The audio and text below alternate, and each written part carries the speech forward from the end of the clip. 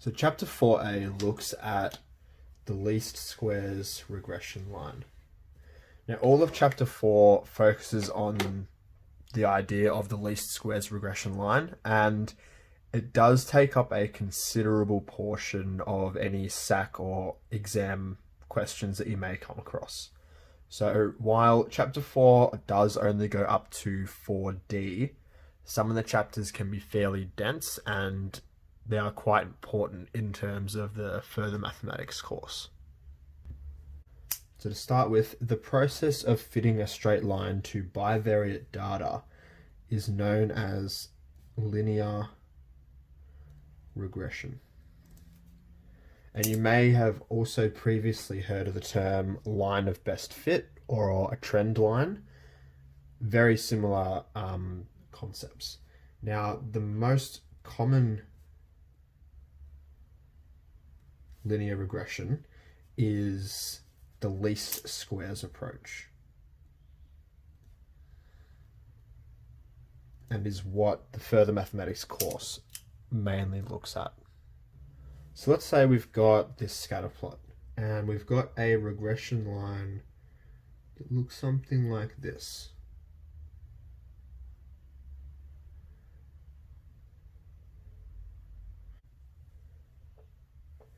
Now, these vertical distances from your regression line to your points are extremely important. Let's call the actual distance from there to there, let's call it D1, because this, let's say this is point 1, this is point 2, D2, D3, D4, and D5.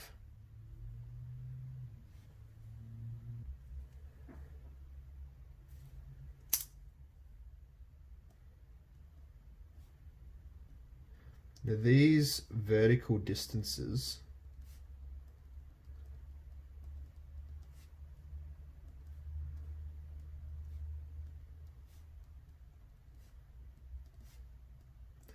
they are called the residuals.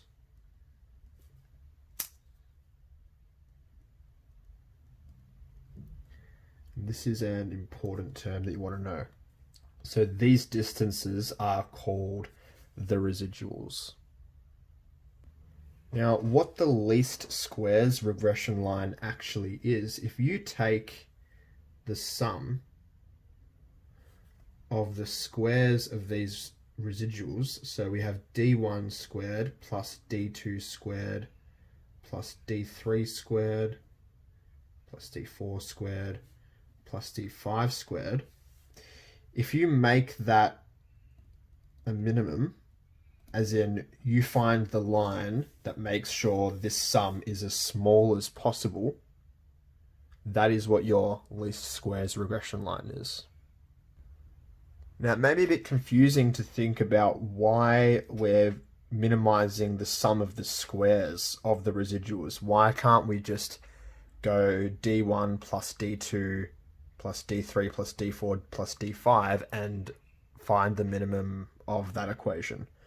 Well, the thing is, the least squares regression line is basically like an average. So you can imagine adding up all these without squaring them, it actually equals 0. See, some are going to be negative distances and some are going to be positive distances. So when you sum them all together with the least squares regression line, it always equals 0 because this line is kind of like the average. When you square it, well, what happens when you square a negative number? You get a positive number. So when you square all these residuals, no matter what, they're all going to be positive numbers, meaning the minimum is going to be a positive value. That is why we need to take the squares, and we call it the least squares regression line. So, as a definition, the least squares line is the line that minimizes the sum of the squares of the residuals. Now, you would know already that the general equation of a straight line is in the form of y is equal to ax plus b. You may have seen it, depending on what textbook you've used in the past, you may have seen it as mx plus c. Either way, you've still got your a or m value as the gradient of your linear graph and c or b as the constant or the y-intercept of your linear graph.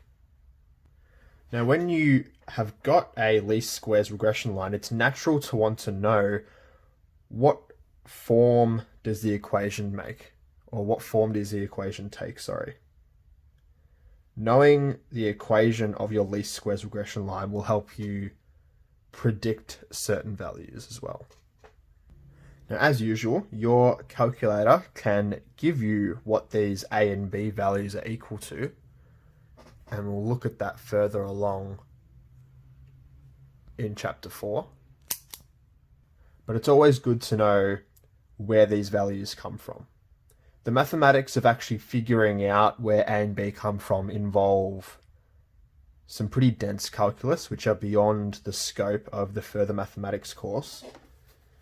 But if you are ever asked to calculate them by hand, there are some handy formulas you should know. Now, I should point out something really important here. Your textbook wants to confuse you. It says that the equation of the least squares regression line is given by y equals a plus bx. They've swapped around a and b here. So I have a, which is my gradient of the graph. A is multiplied by x plus b, which is by itself. Here in the textbook, it's the other way around. Now, I'm not sure why the textbook writes it like this, because this is how your calculator will give it to you. When you want to calculate your a and b values in your calculator, it will tell you that a is equal to the gradient and b is equal to the constant. So this is the form of the equation you want to use, just to make sure you don't get confused. So the formula for a, which is your gradient, is equal to your correlation coefficient r multiplied by sy, which is the standard deviation for your y value, over sx, which is your standard deviation for x.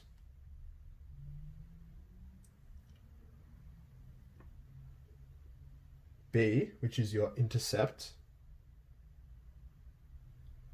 is given by the equation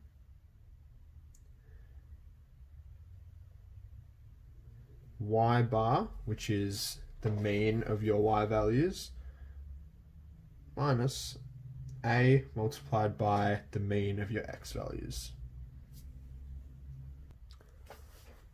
Although, like I said, you rarely will need to actually use these formulas yourself. Your calculator will often give you your a and b values.